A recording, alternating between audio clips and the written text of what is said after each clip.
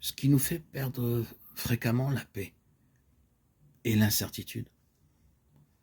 Le trouble de la conscience éprouvé quand il faut prendre une décision et que quand on n'y voit plus clair. Nous avons peur de nous tromper, que cela ait des conséquences fâcheuses. Nous craignons de ne pas faire la volonté du Seigneur. Des situations de ce genre peuvent être assez pénibles et certains dilemmes très angoissants. L'attitude générale d'abandon et de confiance, cette remise de tout entre les mains de Dieu qui fait que nous ne dramatisons pas jamais rien, même pas les conséquences que peuvent avoir nos erreurs, nous sera particulièrement précieuse dans les situations d'incertitude. Nous voudrions cependant faire quelques remarques utiles pour conserver la paix intérieure quand on a à prendre des décisions. La première chose à dire, et cela est tout à fait en harmonie avec ce que Dieu demande de nous, attend de nous, et que face à une décision importante, un des défauts à éviter est bien entendu celui de l'empressement excessif, de l'impatience, la précipitation. Une certaine lenteur est souvent nécessaire pour bien considérer les choses et laisser notre cœur s'orienter paisiblement et doucement vers la bonne solution. Saint Vincent de Paul prenait après mûre réflexion et surtout prière les décisions qui se présentaient à lui, au point que certains de ses proches le trouvaient trop lent à trancher. Mais on juge l'arbre à ses fruits. Avant de prendre une décision, il faut faire ce qui convient pour y voir clair et ne pas décider de manière précipitée ou arbitraire.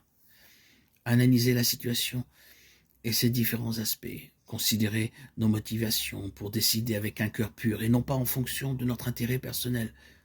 Prier pour demander la lumière de l'Esprit Saint et la grâce d'agir en conformité avec la volonté de Dieu. Et enfin, demander éventuellement le conseil de personnes qui peuvent nous éclairer pour cette décision. À ce propos, nous devons savoir que toute personne rencontrera, surtout dans la vie spirituelle, certaines situations où elle ne pourra pas avoir la lumière et sera incapable de faire un discernement et de se déterminer dans la paix sans recourir à un guide spirituel. Le Seigneur ne veut pas que nous soyons autosuffisants et il fait partie de sa pédagogie de permettre que parfois nous soyons dans l'impossibilité de trouver la lumière et la paix par nous-mêmes. Nous ne pourrons les recevoir que par l'intermédiaire d'une autre personne à laquelle nous nous ouvrons. Il y a dans cette ouverture du cœur, relative à des questions que nous nous posons ou des dilemmes, une attitude d'humilité et de confiance qui plaît beaucoup au Seigneur et désamorce fréquemment les pièges que l'ennemi tend pour nous tromper ou nous troubler. Cette paix intérieure, si précieuse, dont chaque chrétien a reçu par cet esprit qui réside en nous, qui réside en chaque chrétien, cet esprit de paix, est nécessaire à entretenir. Elle est si précieuse. Et pour la maintenir, il faut l'aide quelquefois de personnes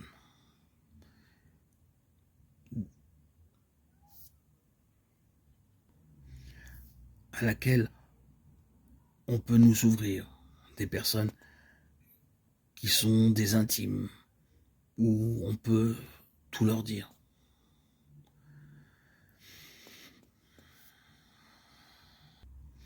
Des personnes qui sont aussi sur le chemin, au service de Dieu, qui peuvent, pour des décisions qu'on n'arrive pas à prendre par nous-mêmes, nous éclairer, être la lumière dont nous avons besoin, afin de faire la volonté du Seigneur. Il ne faut pas décider avec légèreté. Lorsque nous avons des décisions à prendre, il nous faut de toute évidence cette paix intérieure, ces amis qui peuvent nous aider, ces amis bien éclairés bien sûr, qui marchent aussi sur le chemin de Dieu.